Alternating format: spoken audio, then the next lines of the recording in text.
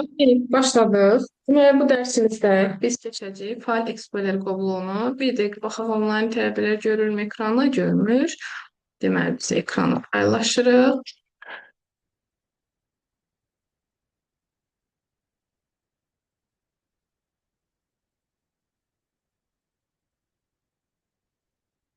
Salam, gəl. Bizim başlayırıq. Okay. Deməli, onlayn tələbələr ekran görünür. Əla. Super. Başladıq dediyimiz kimi File Explorer. Deməli, File Explorer qovluğu niyə başa salacağım? Çünki məsələn biz Word-də bir sənəd yadda saxlamaq istəyirik. Biz bilməliyik ki, o sənədi harda necə yadda saxlayırıq. Biz ya da bir fayl axtarırıq. Biz bilməliyik ki, o fayl harda yerləşir. Biz diskləri bilməliyik ki, məsələn, hansı disklərimiz var. Mən məlumatlarımı hara yerləşdirirəm. Biz bunları bilməliyik. Necə yerləşdirirəm, ölçülərinə baxıram və s. Bunların hamısını bilmək üçün File Explorer-i keçməliyim. Deməli, File Explorer qovluğu Windows 10 əməliyyat sistemi ilə birgə gələn bir qovluqdur. Əvvəllər library qovluğuydu. Artıq Windows 7 işlədənlər bunu bilir. Windows 10-da, 11-də, 11 Pro-da artıq bu File Explorer qovluğudur. Daxil oluram. Əgər məsələn pinləməmiş şəkildədirsə, search-dən və yaxud da baş menyudan File Explorer-i axtarış eləyib daxil ola bilərsiniz. Deməli, mən açdım File Explorer-i. Çox üzr istəyirəm, bunları balacalaşdırım. Çünki çox böyük və mane olur ekranda. Deməli, mən daxil oldum. Bu qədər niyə böyük bu?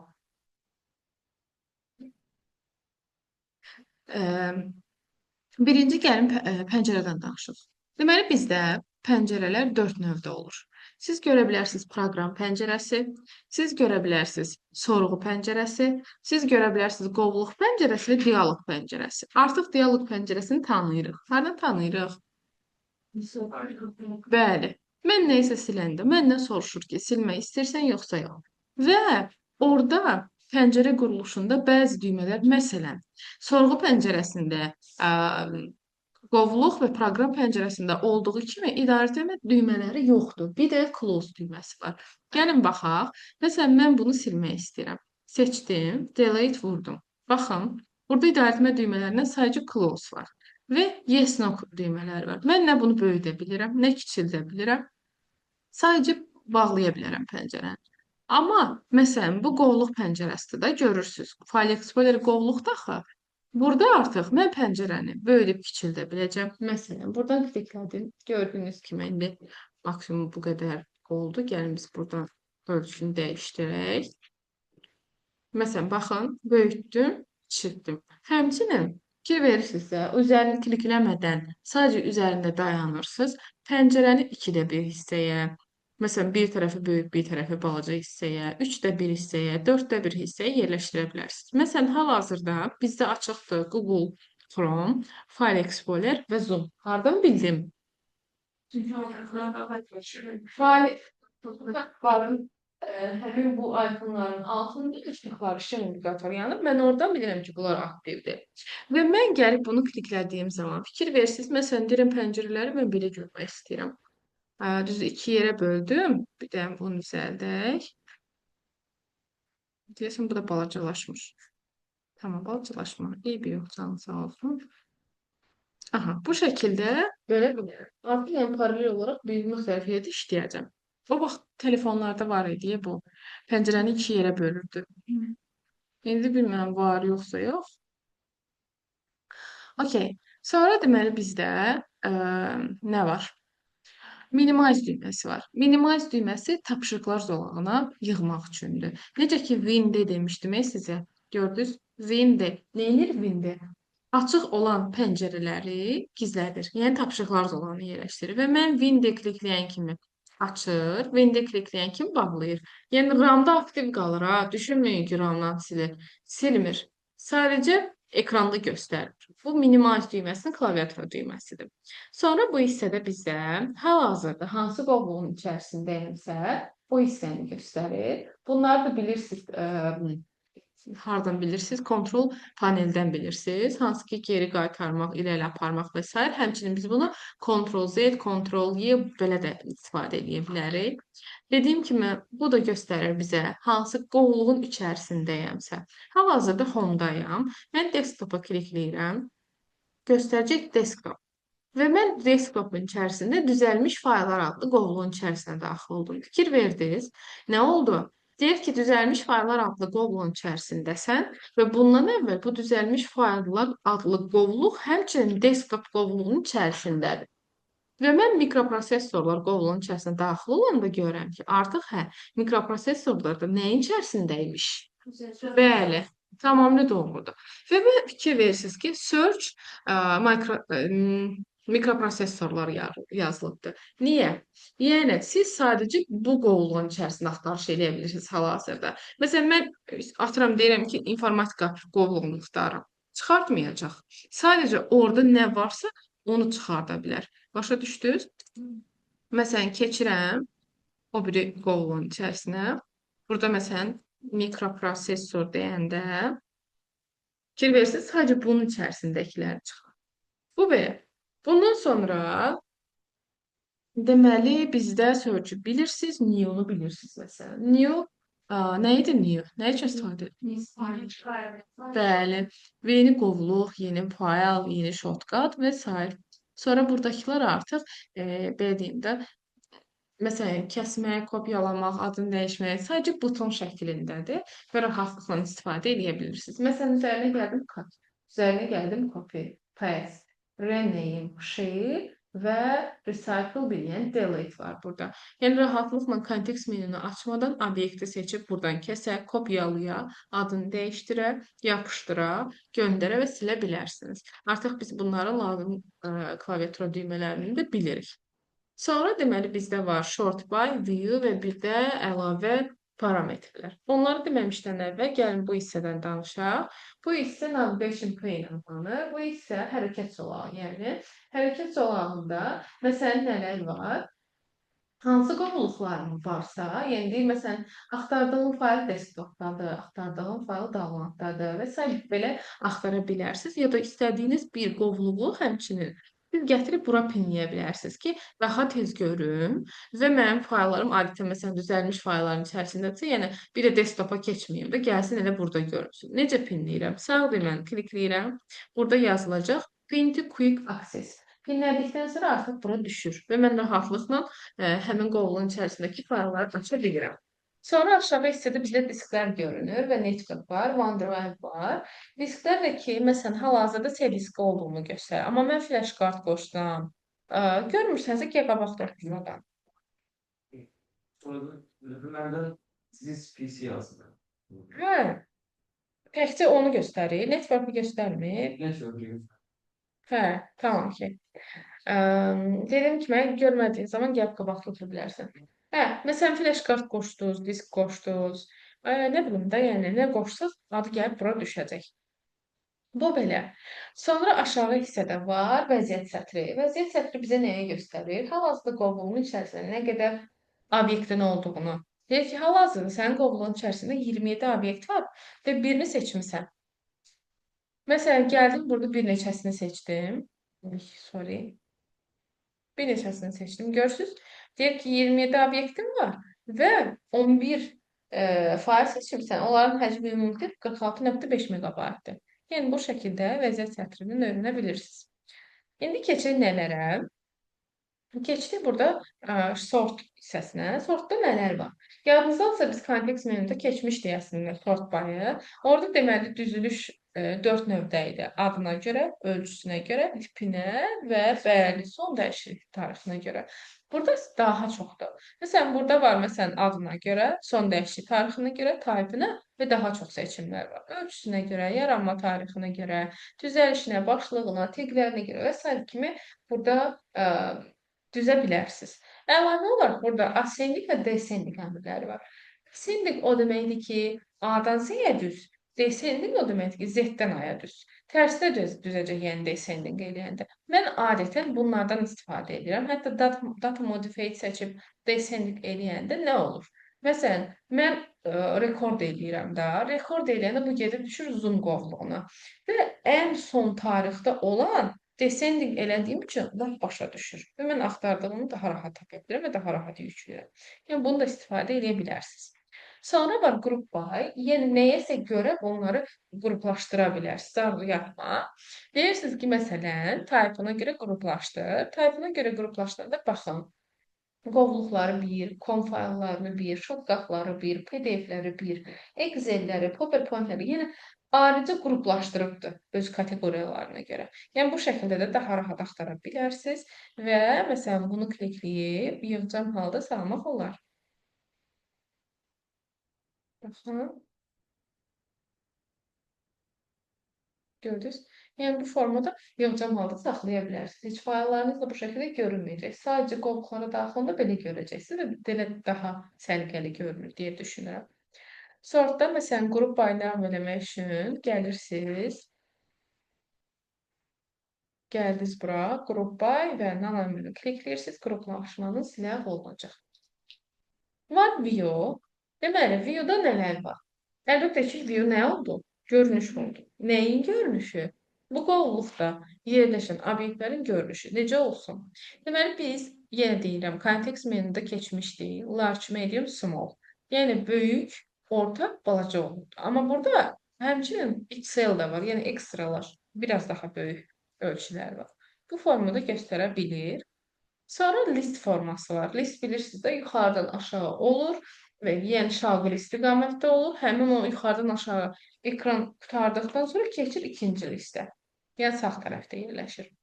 Sonra var burada details. Details tamam fərqlidir. İndi onun izahını verəcəm. Details detallı şəkildə göstərir. Tiles da elə bil listə necə idi? Yuxarıdan aşağı düşürdü da, yəni elə düzürdü. Amma bunda soldan sağa düzür. Başa düşdünüz? Bir sətir-sətir düzür. Sonra var məsələn content, yəni məzmuna görə düzür. Burada da məsələn hər bir düzəndən sonra kənarda bütün məzmununu verir. Məsələn deyir ki, nə vaxt yaradılıb, saat neçədə yaradılıb, ölçüsü nə qədərdir. Əlavə olaraq dediyim kimi, details digərlərindən fərqli olan bir rejimdir. Niyə? Yəqin ki, bir çoxumuz məsələn Trendyoldan istifadə eləmişik də. Trendyolda nə edirik? Məsələn, nəsə axtaranda filtrləyirik. Filtrləmə nə deməkdir? Mənim axtardığımı mənə göstər. Yəni, məsələn, mən axtarıram, okey, nə olsun? Manqonun qadın üçün ağ tişörtünü axtarıram, M razmer. Düzdür? Nə edəcəm? Filtrləyəcəm. Filtrləmə işarəsi burada necədir? Baxın, name-in, data motivating, type-ın, size-ın yanında balaca bir düymə var. Görürsünüz burada. Məsələn, type deyirəm. Burada deyir ki, sənin bu tipdə obyektlərin var. Faylların, qovluqların var. Mən deyirəm ki, mən axtardığım Excel faylıdır. Gördünüz? Və mən deyirəm ki, mən axtarıram ölçüsü, məsələn, 16,1 megabayt olan. Görürsünüz, sırf mən istədiyimi göstərdi mənə. Başa düşdünüz? Filtrləməni ləğv eləmək üçün haradakı filtrləmə eləmişsiniz, burada aktivlik işarəsi görəcəksiniz. Gəlirsiniz buradan, bu aktivliyi götürürsünüz buradan, filtrləməniz ləğv olacaq. Deməli, bir rejim oldu ki, digərlərindən fərqləndi. Bu da details rejimidir. Hər iki sahibimə. Sonra deməli, burada details pane və preview pane var. Details pane nə deməkdir? Məsələn, mən bunu aktiv eləsəm. Məsələn, mən daxil olsam, seçsəm bunu, bunun bütün parametrlərini propertisə daxil olmadan sağ küncdə göstərəcək. Deyir ki, məsələn, sənədin adı budur, type budur, ölçüsü budur, harada yerləşibdir, başlığı nədir, nə zaman yaradıbdır, məzmunu nədən ibarətdir və s. Bütün bu parametrləri sağ küncdə görə bilərsiniz. Həmçinin var burada preview pane. Preview pane-də isə Arzu, yuxun gəlsin ki, düşünür süpürgə. Sınıf belli, çok şey yapacağım. Ne var ki? İşitirsən, hə, sən həmçinin. Güneşten sıkılmış. Tamam. Deməli, bu isə daxil olmadan sağ küncdə bütün içərisini görə bilirsiniz. Məsələn, baxın, funksiyalar. Baxaq indi. İçərisini bu şəkildə görə bilərsiniz. Məsələn, alqoritmin əsasları seçdim və daxilini heç daxil olmadan bu hissədə görə bilirəm. Aydındır? Onu necə bağlaya bilərəm? Pəncərənin sağ küncündə preview düyməsi var. Klikləyəcəksiniz, bağlanacaq. Все. Sonra var burada show hissəsində. Show hissəsində artıq biz hidden items'ı tanıyırıq. Bunu deməyəcəm. Yəqin ki, artıq hər kəsə aydındır. Əlavə olaraq navigation pane var. Az öncə dedim, navigation pane haradır? Bəli, hərəkət panelidir. Bu qabağında işarə varsa, deməli bu hissə görünür. Mən işarəni götürsəm, yəni bir dəfə klikləsəm, hərəkət paneli tamamilə gizlənəcək. Sonra gəlirəm mən short by-da, daha doğrusu show-da navigation pane-i aktiv edirəm. Sonra deməli burada nə var? Kompakt. Kompakt biz həmişə deyirik yığcam vəziyyət, kompakt olsun da. Elə bir ki, hal-hazırda yığcamlaşıbdır. Amma kliklədiyim zaman biraz məsafələri daha çox olur. Yəni yığcam hala salmaq və yaxud da dəyişdirim. Yəni yığcam hala salmamaq üçün. Sonra var məsələn burada item change box. Bu nə deməkdir? Mən məsələn bunu aktiv eləsəm, hər bir obyektin yanında balaca bokslar aktiv olacaq.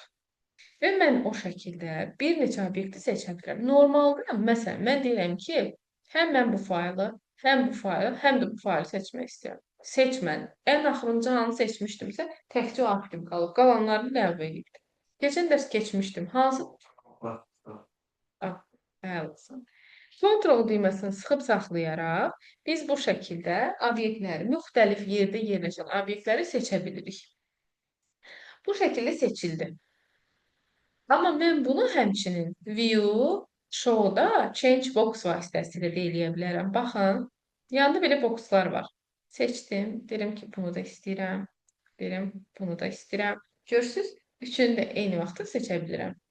Aydındırmı sizə? Həmçinin bir də buna olan shift də var. Shift nə deməkdir? Seçdiniz, shift-i basılı saxladınız, bir də bunu seçdiniz. Aralıqda yerləşənlərin hamısını seçdi. Başa düşdünüzmü? Okey, mən məsələn boxdan istifadə eləmirəm. Çünki xoşuma gəlmir, ona görə ləğv edirəm. Sonra məsələn var burada file name extension. Bu isə faylın genişlənməsi. Deməli, faylın genişlənməsi nədir? Faylın adı ümumiyyətlə iki hissədən ibarət olur. Bir, biz verdiyimiz ad, bir də hansı proqram vasitəsilə yaranıbsa, onun verdiyi ad. Məsələn, mən verirəm ki, adı olsun mikroprosesorlar syllabus güllü yazmışam. Amma görürsünüz, sağ tərəfində də nöqtə var və nöqtədən sonra dog yazılır. Dogx yazılır. Bu nə deməkdir? Word vasitəsilə yarandığını göstərir. Başa düşdünüz? Ya da PowerPoint vasitəsilə yaranıbsa, artıq orada PPTX yazılacaq. Excel vasitəsilə yaradılıbsa, artıq XLSX yazılacaq. Başa düşdünüzmü? Yəni, deməli, faylın adı iki hissədən ibarət oldu. Birinci mən ad vermişəm, ikinci isə proqram öz adını verir. Hər proqramın da öz genişlənməsi olur. Məsələn, Word-də yaradanda görəcəksiniz. Dog və yaxud da Dogx olacaq. Dog köhnə versiyadır, 2013-dən əvvəlki versiyadır. Dogx isə yeni versiyadır. Sonra deməli bizdə var, məsələn, Excel, XLS. Bu köhnə versiyadır, sonda X varsa, bu yeni versiyadır. PPT varsa, bu köhnə versiya PowerPoint faylıdır, PPTX varsa, yeni versiya PowerPoint faylıdır. Hər şey aydındır mı? Məsələn, musiqi faylıdır. MP3 olanda bilirəm ki, bu musiqidir. Şəkildir, JPG olanda bilirəm. Və s. Aydındır bunlar sizə. Bakın, indi mən deyirəm ki, bunları gizlətmək istəyirəm. Görünməsin bu genişlənmələr. Görürsünüz, artıq bayaq yazılan PDF, DocX, nə bilim, XS bunlar görünmür. Amma mən view-nu kliklədim. Show hissəsində file name extension aktiv elədim. Artıq görünür həmin genişlənmələr. Video bitdi. Burada hər şey aydındır bizə. Okay. Sonra more hissəsi var. More hissəsində Pin to Quick Access. Az öncə izah elədim. Sağ düymə ilə klikləyəndə Pin to Access, Quick Access açılır. Deməli, seçdiyim qovluğu bura yerləşdirmək üçündür. Sonra Select All. Nə demək Select All? Aha, aferin. Klaviatura düyməsi demişəm sizə. Əla, düz. Select now, heç birini seçməmək, Inverse Selection. Bu isə maraqlı bir şeydir. Inverse Selection nədir? Məsələn, mən deyirəm ki, az öncə dedik də, biz kontrolla nə edirik? Müxtəlif aralıqda yerləşən obyektləri seçmək üçün kontrol düyməsini sıxıb saxlayırıq və lazım olan həmin o faylları seçirik. Seçdikdən sonra Deyirəm ki, mənə bunlar yox, qalanlar, yerdə qalanlar lazımdır. Onda nə edəcəm? Gəlirəm bu hissəyə, Inverse Selection seçirəm. Onları yox, yerdə qalanları seçdim. Mənə seçilmişi çevir yazdım. Burada elə. Bəli, düz. Seçilmişləri seçmir, seçilməmişləri seçir. Başa düşdü sözümü? Okey, bu da belə. Sonra əlavə olaraq burada properties var ki, seçilmiş faylın haqqında məlumat verir. Necə ki, context menunu açmışdıq, o hissədir və əlavə olaraq options hissəsi var. Gəlin bu pəncərədən danışaq, sonra keçək praktikaya deyək biraz. Deməli, burada bizdə nələr var? Birinci var, məsələn, bu nə edir? Adi pəncərəsindən görmək olar da, hər qovluğa daxil olduqca əlavə bir pəncərə açmır. Həmişə hər qovluq bir dənə pəncərənin içərisində görürük. Amma mən gəlib bunu klikləyəndə, hər dəfə qovluq açdıqca yeni bir pəncərə də açır. Oku kliklədim. Baxın, zaten bundan bilmək olur da. İndi oku kliklədim. Baxın, düzəlmiş fayllara daxil olun. Gördünüz? Əlavə pəncərə açdı. Digər pəncərə arxa fonda qaldı. Məsələn, düzəlmiş faylları kliklədim. Gördünüz, təzə fayl açdı. Ya da onun içərisində mikroprosesor var. Gördünüz? Hər dəfə təzəsini açır. Amma normalda bu belə deyil də axı. Gələk bağlayaq.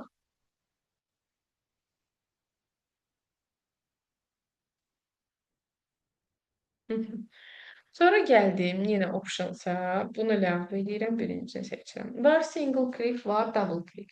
Single click deyir ki, sadəcə bir dəfə klikləyərək daxil ola bilim. Double click isə iki dəfə klikləyərək. Single click bizim işimizə yaramayacaq.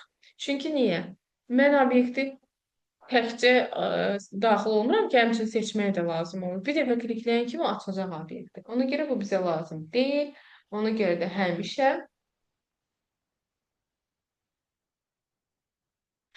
biz double click aktiv eləyəcəyik.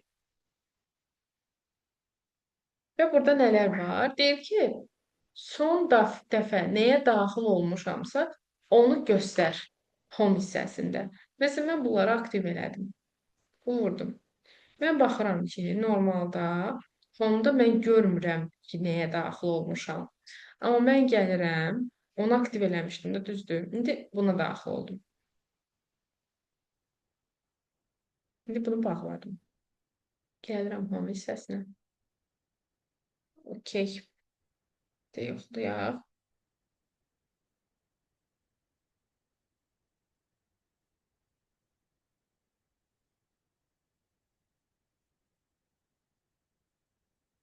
Gəldim File Explorer'ə.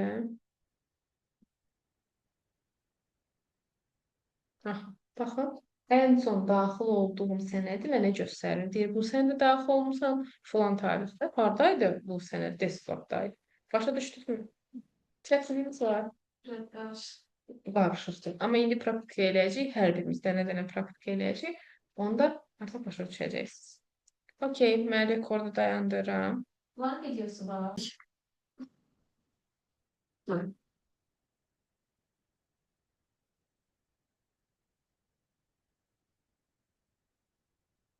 Bir saniyə.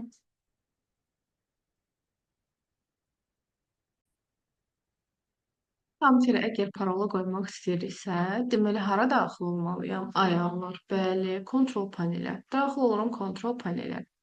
Və bizdə var user account, şəxsi hesab. Burada heç onun üstə klikləməsəz də change account type var. Daxil olursunuz və şəxsin adı ki, üzərinə kliklədiyiniz zaman var burada name, adını dəyişdirin, tipini dəyişdirin, password'unu dəyişdirin. Bizə password lazımdırsa daxil oluruq. Var burada current password. Current password cari. Bəli.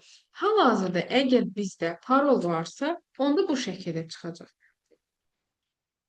Əgər yoxdursa, bu isə olmayacaq da. Başa düşdünüz? Yəni new-dan başlayacaq. İndi məsələn, mən cari parolumu yazıram. Nədirsə, yazıram. Yazdıqdan sonra yenisini yazıram. Və məsələn, tutaq ki, hər hansı bir şey yazdım. Eynisini burada təsdiqləyirəm və burada isə ipucu verirəm. Və bu ipucu necə olur? Məsələn, mən burada yazmışam. Tutaq ki, mən burada mailimdən eyni parolu yazmışam. Düzdür? Mən Bura bir dənə ət işarəsi qoysam, mən avtomatik xatırlayacağam ki, hə, mən bura mailimin kodunu yazmışdım. Ya da məsələn ad günümü yazmışam da, tutaq ki, orada yazmışam ad günü.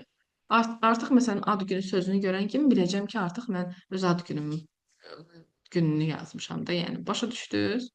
Parol bu şəkildə qoyulur. Change password klik etdiyiniz zaman artıq parol da olmuş olacaq. Bu da belə. Okey, mən artıq stopladıram rekordu.